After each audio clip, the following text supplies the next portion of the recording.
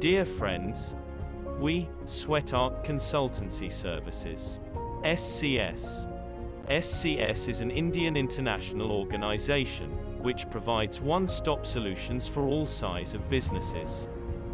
अब मैं दूसरी चीज़ें देखना चाहता हूँ। आप जानते हो बिहेवियर, कि भाई FIS DIS का बिहेवियर क्या था। अगर हमें इन लोगों का बिहेवियर समझना हो तो हमें FIS DIS के डेटा देखने चाहिए। और आज के डेटा में बहुत ही एक चीज़ सिग्निफिकेंट है। हाँ, ये डेटा में आप सबसे बड़ी चीज़ क्या ऑब्जर्व कर रहे हैं, आप खुद देखेंगे आपको पता चल जाएगा। ये 9,770 करोड़ रुपीस, ये कोई स्मॉल अमाउंट नहीं है, ये बहुत ही सिग्निफिकेंट अमाउंट है। बराबर। अब मैं आपको प्रूव करना क्या चाहता हूँ कि ये चीज़ को आज हमें समझना पड़ेगा। ये चीज़ रेयर होती है, ऐसी चीज़ बहुत ही महीनों में एक आध बार दिखेगी तो दिखेगी। बराबर है। तो अब हमें ये समझना है कि FIS ने कैश मार्केट में सेल किया, DIS ने बाई नहीं किया है। अगर आपको याद हो, आज सुबह ही मैंने आप लोगों के साथ एक चीज़ शेयर की थी। मैं सुबह का भी आप लोगों के साथ शेयर करता हूँ। देखिए, कल से वीकनेस दिखना शुरू हो गया था। ये आज का नहीं, कल का FIS DIS डेटा है जो मेरे सुबह के वीडियो में मैंने डिस्कस किया था। देखिए, दोनों ने सेल किया है। अब आज के दिन क्या हुआ आप देखिए, आज के दिन FIS ने सेल किया 800 करोड़ का और DIS ने सिर्फ बाय किया 60 लाख रुपीस का। कोई सिग्निफिकेंट अमाउंट है ही नहीं, तो आज भी वीकनेस कंटिन्यू रही है। फ्यूचर इंडेक्स 44 करोड़ बिल्कुल निग्लिजेंट अमाउंट है, इनके लिए कोई बड़ी चीज़ नहीं है। सबसे सिग्निफिकेंट अमाउंट है ये 9,770 करोड़ रुपीस के ऑप्शन सेल किए। तो अब मुझे ये जानना है कि उन लोगों ने कौन सी स्ट्राइक प्राइस के ऑप्शन सेल किए। अगर हम लोग वो प्रॉपर तरीके से इंटरप्रेट कर सकें तो हमें कल की 2:30 बजे तक की स्टोरी इजीली पता चल जाएगी। अगर हमें 2:30 बजे की स्टोरी पता चल जाएगी तो हमारे पास एक हायर लेवल होगा और हमारे पास एक लोअर लेवल होगा। अगर हमारे पास वेल डिफाइंड रेंज हो तो हम वेल डिफाइंड रेंज से कैसे ट्रेड कर सकते हैं, हमारी टीम ने आपको लिंक शेयर की होगी, वो आप वीडियो देखिएगा। और उसके ऊपर से आपको मैं स्टॉप लॉस भी आज डिस्कस करना चाहूँगा।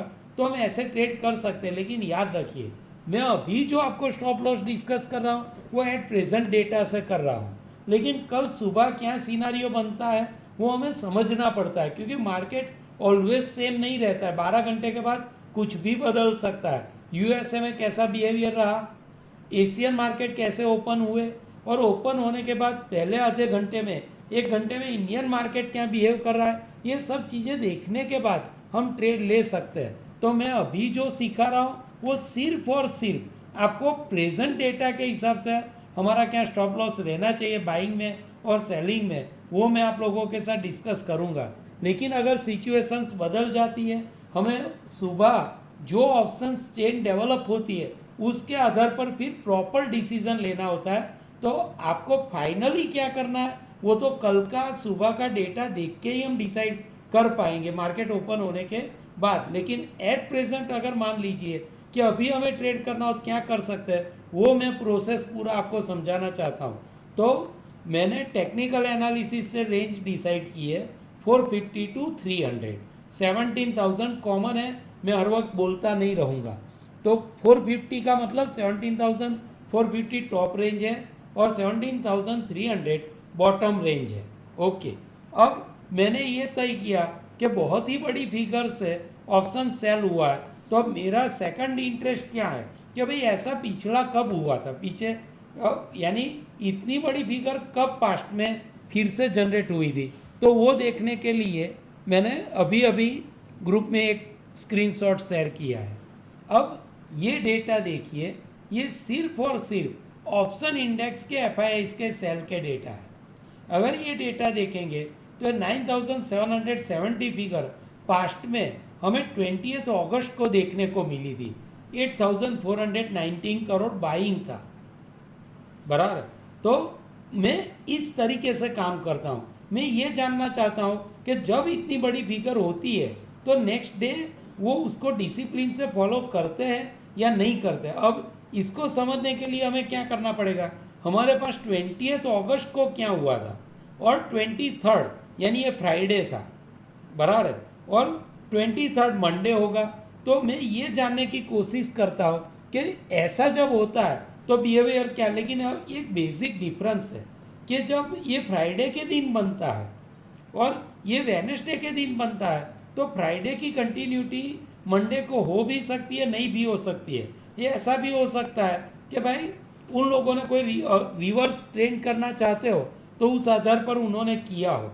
लेकिन अगर ये वेडनेसडे के दिन बनता है तो मैं ज़्यादा रिलाई करता हूँ कंपेयर टू फ्राइडे के दिन। फिर भी आपकी स्टडी के लिए मैं अब आपको चार्ट दिखाना चाहूँगा कि 20th को क्या हुआ था। ये 18th अगस्त है, ये 20th अगस्त है। 1 मिनट। अब ये 20th अगस्त के दिन जब उन्होंने ऑप्शन बाय किया तो आप देखिए क्या डिफरेंस हुआ था कि ओपन ऑप्शंस बाय किए थे।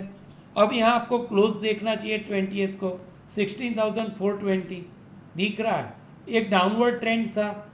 मैं जो समझा रहा हूँ प्लीज़, मैं इसके बाद आपके लिए 2 वे कम्युनिकेशन ओपन करने वाला हूँ, प्लीज़ आप नहीं समझे तो बोलना, बराबर है। लेकिन आपको बहुत ही बढ़िया तरीके से ये चीज़ समझनी जरूरी है, बहुत ही यूज़फुल चीज़ मैं डिस्कस कर रहा हूँ। आपको पूरी स्टोरी समझनी पड़ेगी। 18 तारीख को क्या हुआ था, क्लोज हुआ था 572। फिर आपको ये देखना है कि ओपन कहाँ हुआ। ओपन हुआ नेक्स्ट दिन 400, तो उसका मतलब ये हुआ कि पूरा 170 पॉइंट गैप डाउन ओपन हुआ, बराबर। ये किस दिन की स्टोरी है, 20th की। और 20th के दिन उन लोगों ने 8,000 करोड़ के ऑप्शन खरीदे। अब ऑप्शन खरीदे तो एक्चुअली बाय किया था। तो ऑलवेज मैं बोलता हूँ जब ऑप्शन चेन में इतना बड़ा ऑप्शन बाइंग हो या सेलिंग हो तो दूसरे दिन बहुत ही इफेक्टिव मार्केट में ट्रेंड दिखता है। अब वो ट्रेंड मैं डिसाइड करना चाहूँगा कि वो ऊपर की साइड होगा या नीचे की साइड। अगर हम उस दिन का डेटा स्टडी करते तो हमें पता चल जाता कि भाई वीकनेस नहीं है, क्योंकि बाइंग हुआ था। और ऐसा हो सकता है कि उन लोगों ने बाइंग कॉल राइटिंग में किया होगा। अब नेक्स्ट डे देखिए यहाँ क्लोज किया था फिगर 420, और दूसरे दिन देखिए ओपनिंग कहाँ हुआ है, ओपन हुआ है 560, बराबर 560 और क्लोज 420, यानी 140 पॉइंट का अप ओपन हो चुका है। यानी मैं समझाना क्या चाहता हूँ, जिस दिन इतनी बड़ी फिगर से चेंज होता है उस दिन हमें ये डीप स्टडी करना चाहिए, क्योंकि दूसरे दिन आपको ट्रेड करने के अच्छे भले मौके मिल सकते हैं। तो ओपन होते ही आपको 140 पॉइंट प्लस था और अगले दिन 170 पॉइंट डाउन था, बराबर। और ये ट्रेंड रिवर्सल हम कह सकते हैं ना कि जो डाउनवर्ड ट्रेंड शुरू हुआ था एक दिन पहले वो तुरंत रिवर्स हो चुका है। तो आज भी क्या हो सकता है मैं वही आपको समझाना चाहता हूँ। अब हमें ये कंफर्म करना है कि इन लोगों ने समथिंग अबाउट 10,000 करोड़ के ऑप्शन सेल किए, तो हमें ये जानना चाहिए कि वो ऑप्शन कौन सी स्ट्राइक प्राइस के है। तो उसके लिए हमारे पास ऑप्शन डेटा होने चाहिए। ये हमारे पास निफ्टी की ऑप्शन चेन है और एट प्रेजेंट जहाँ तक मैं जानता हूँ 17,350 के आसपास।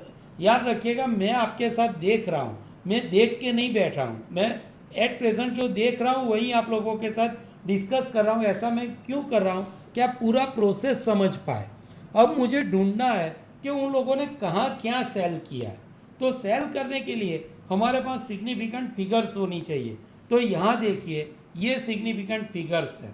अब आज का लो आपको पता होगा कि आज का लो क्या था, 275। ओके, अगर 275 लो है फिर भी उन लोगों ने यहाँ आप ऑब्जर्व करेंगे कॉल साइड। अब नॉर्मली हमें सेल के डेटा कॉल साइड दिख रहा है 1.74, 6 लाख, 9.65। अब मुझे क्या लग रहा है वो मैं आपको बताता हूँ। उन लोगों ने ट्रिक ये की है, आपको यहाँ से स्टोरी पता चलनी चाहिए। आवरली कैंडल्स में पूरी स्टोरी आपको पता चल जाएगी। एक देखिए ये दो जो कैंडल्स है ना, उन्होंने इसलिए इंडेक्स को बढ़ाया होगा कि उनको कॉल सेल करने होंगे। ये मेरा इंटरप्रिटेशन है कि अगर उनको कॉल की अच्छी प्राइस चाहिए तो उनको इंडेक्स को ऊपर लाना पड़ेगा। अगर वो इंडेक्स को ऊपर लाएंगे तो फायदा क्या होगा आपको समझना बहुत ही इंपॉर्टेंट है। मैं कैसे इंटरप्रेट करता हूँ और कैसे मैं अपने लिए प्रॉफिटेबल ट्रेड जनरेट करता हूँ। अब जब तक वो लोग इंडेक्स को ऊपर नहीं लाएंगे उनको कॉल की प्राइस अच्छी नहीं मिलेगी। तो उन्होंने क्या किया होगा कि लास्ट 2 घंटे में अपने मार्केट में स्ट्रेंथ दिखाई होगी। और स्ट्रेंथ दिखाने के लिए उन्होंने क्या बाय किया वो मैं अभी डिस्कस करने नहीं जा रहा हूँ, वरना बहुत सारा टाइम बिगड़ेगा। वो 11 कंपनी में से ही कोई कंपनी में 1-2-3% का बाइंग करके वो लोग इंडेक्स को ऊपर ले आए होंगे।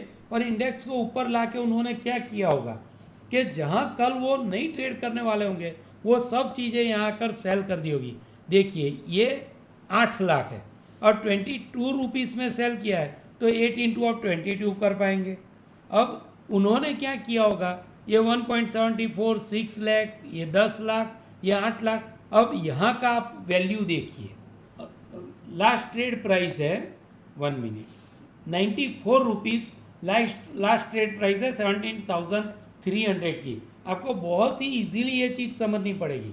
और उन्होंने 6 लाख क्वांटिटी में सेल किया है। अब 6 लाख इंटू आप 94 करेंगे, यहाँ 10 लाख इंटू आप 58 करेंगे, और यहाँ 8.5 लाख इंटू आप 31 करेंगे, यहाँ 5 लाख इंटू आप 14, ये सब अमाउंट का टोटल करेंगे तो उतनी अमाउंट का वो लोग कॉल बेच के बैठ गए होंगे।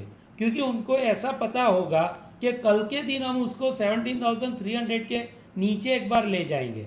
अब जब वो इंडेक्स 17,300 के नीचे जाएगा बराबर, तब अगर उनको फिर से ऊपर लाना होगा, आप प्लीज़ समझिएगा जो मैं आपको पूरी स्क्रिप्ट राइटिंग समझाने का ट्राई कर रहा हूँ।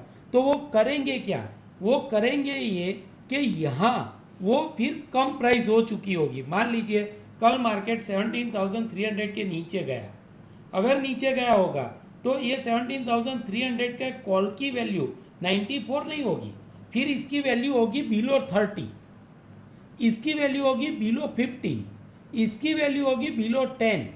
तो 3 चीज़ें हो सकती है, आप प्लीज़ समझिएगा, इसी तरीके से आपको ट्रेड पता चलेगा।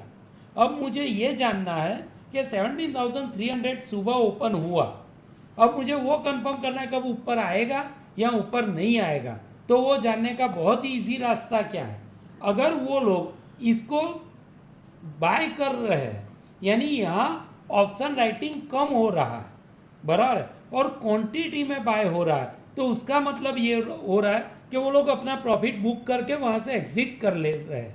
अगर उन्होंने कॉल राइटिंग में प्रॉफिट बुक कर लिया तो उसका मतलब ये है कि ये लोग 300 से फिर से 400 की नज़दीक लाने का ट्राई करेंगे बराबर। तो मैं कल सुबह क्या देखना चाहूँगा, मैं देखना ये चाहूँगा कि जब मार्केट 17,300 के नीचे गया तब ये 17,400 के कॉल, 17,350 के कॉल और 17,300 के कॉल में क्या हो रहा है, मुझे क्या हो रहा है उसका मतलब मैं समझा रहा हूँ। मैं बायर्स और सेलर्स का पूरा इन डेप्थ मार्केट डेप्थ देखूंगा।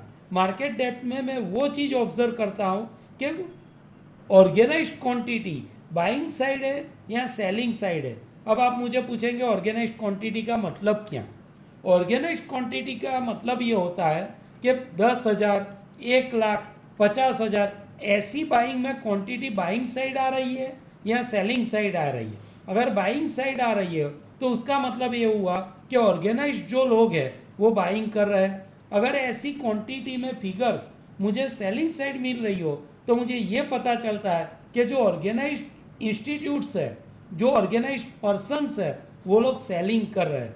तो मैं इस तरीके से तय करता हूँ कि अब 300 से 400 तक जाएगा या नहीं जाएगा, वो देखने के लिए मैं अपनी स्क्रीन पर 3 चार्ट्स ओपन कर देता हूँ। और वो 3 चार्ट्स कौन से होते हैं, 17,400 कॉल राइटिंग, 17,350 कॉल राइटिंग और 17,300 कॉल राइटिंग। अब वो चार्ट में मैं ऑब्जर्व क्या करूँगा, मैं मार्केट डेप्थ देखूंगा। आपको मार्केट डेप्थ अगर नहीं पता है तो आप अपने हैंड रेस कर पाएंगे, तो मैं उसके बारे में डिस्कस करूंगा। जहाँ 5 प्राइस पर हमें क्वांटिटी और प्राइस दोनों चीज़ मिल जाती है, बाइंग साइड भी और सेलिंग साइड भी, वो मैं डीपली ऑब्जर्व करता हूँ। और मैं ऑब्जर्वेशन में ये करता हूँ भाई बाइंग ऑर्गेनाइज्ड हो रही है या सेलिंग ऑर्गेनाइज्ड हो रही है। और ऑर्गेनाइज्ड तय करने का सबसे इजी रास्ता ये होता है कि आपको क्वांटिटीज़ देखनी चाहिए। और क्वांटिटीज़ में आपको क्या ऑब्जर्व करना है कि किस साइड बड़ी बड़ी क्वांटिटी की फिगर्स आती है, बाइंग साइड आती है, यहाँ सेलिंग साइड आती है। फ्यूचर में जब हम लास्ट वीक्स में एंटर करेंगे तब मैं ऐसी कोशिश करूँगा कि ड्यूरिंग मार्केट आवर्स में लाइव हो सकूँ और ये सब चीज़ें आप लोगों के साथ डिस्कस कर सकूँ। ओके, और जब हम पेड सर्विस शुरू करेंगे और ट्रेडर्स के लिए जब पेड सर्विस शुरू करेंगे तब हमारा प्लान यही है कि उनको सिर्फ हम ट्रेड नहीं बताएंगे, उनको हम ट्रेड के रीजंस भी डिस्कस करेंगे कि किस वजह से मैं ये तय कर रहा हूँ भाई 17,300 अभी प्राइस है तो निफ्टी हमें बाय करना चाहिए और इसका टारगेट ये रखना चाहिए। ये रीज़न क्या है? तो ये रीज़न ये है कि भाई 17,400 के कॉल राइटिंग में ऑर्गेनाइज्ड वे से बाइंग हो रहा है। बाइंग हो रहा है उसका मतलब जिन लोगों ने कॉल सेल की है वो अपनी रिवर्स एंट्री कर रहे हैं। अगर रिवर्स एंट्री कर रहे हैं उसका मतलब ये होता है कि उनको पता है कि अब इंडेक्स हम 17,400 की ओर ले जाएंगे। उसके अलावा वो उनका कोई रीज़न ही नहीं होता है कि उनको कॉल राइटिंग जो सेल किया है उसको बाय करना चाहिए। तो आज उन्होंने सेल किया है तो मुझे ये देखना है कि उन लोगों ने जो सेल किया उसको रिवर्स कर रहे हैं या रिवर्स नहीं कर रहे हैं। अगर वो लोग रिवर्स नहीं करेंगे तो आप समझ लीजिए निफ्टी नीचे और जाएगा। अगर वो लोग रिवर्स करेंगे तो उसका मतलब यह है कि निफ्टी वापस ऊपर आएगा। तो वापस ऊपर आएगा या नीचे जाएगा वो मुझे कल ये 3 कॉल प्राइस के इंडेक्स जो ऑप्शन राइटिंग है 17,350 कॉल, 17,400 कॉल और 17,300 कॉल, ये 3 चीज़ों की वजह से मुझे कल पता चल जाएगा कि निफ्टी कल ज़्यादा नीचे जाने वाला है या 400 के पास फिर से आने वाला है। अब 400 पर आएगा तो मैं रिवर्स स्ट्रेटजी अप्लाई करूंगा और मैं ये चेक करना शुरू कर दूंगा कि पुट राइटिंग में क्या हो रहा है। 300 के पुट राइटिंग बढ़ रहे हैं या कम हो रहा है। तो गुरुवार के दिन, थर्सडे के दिन ये ट्रेड करना बहुत इजी हो जाता है कि भाई वो रेंज में काम करेगा, रेंज ब्रेकआउट करेगा और लोअर ऑफ द रेंज हमें बाय करना चाहिए या टॉप ऑफ द रेंज हमें सेल करना चाहिए। ये चेक करने के लिए मैं कभी भी चार्ट्स तो देखता ही रहता हूँ। 11 जो मेन वेटेज कंपनी है उनके चार्ट तो मेरी नज़र के सामने ऑलवेज रहते हैं, लेकिन मैं ज़्यादा डिसीजन लेता हूँ ऑप्शन चेन की हेल्प से। और ऑप्शन चेन की हेल्प से अगर आप कोई डिसीजन लेते हो और वो टेक्निकल एनालिसिस से भी सपोर्टेड हो और वो बिहेवियर एनालिसिस से भी सपोर्टेड हो तो आपके फेल होने के चांसेस बहुत कम रहते हैं।